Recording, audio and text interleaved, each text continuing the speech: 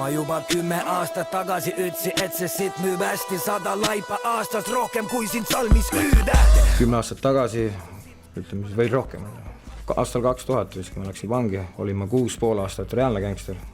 Ehk siis, ma ei tea, nad ütlevad vannabi gängster mulle on ju pidevalt siin.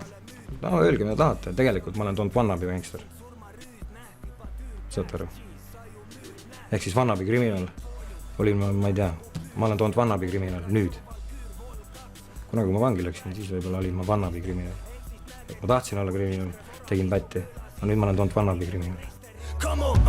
Siin riigis kriminaaliks saada on lihtne ja see on mu tragöödia, mille mööds kaalan Richter. Minu eeskujud olid retsidivistid, et ma kasvasin sellises keskkonnas. Ja isa eeskuju mul ei olnud ja siis olid seal igasugused, kes olid pikalt istunud täistätoveeritud tegelased ja nemad ma sain enda nagu eeskujuks ja tahtsin ka nende sugune olla. Viimasele täiesti hoidnud neist asjadest. Ükskord mul siin läks väikseks madinaks ja ma tundsin ennast nii halvasti kogu selle värgi pärast, et ma olen nagu eemal olnud kõigest sellest. Ja siis ma tundsin, et täitsa kuradi jamares, et see on nagu niisugune tagasi langemine, et see on nagu see ei sobi, et ma olen palju kõrgemal sellest, et ma ei peaks seda tegema.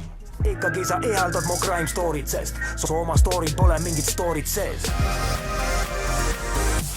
Vot nii,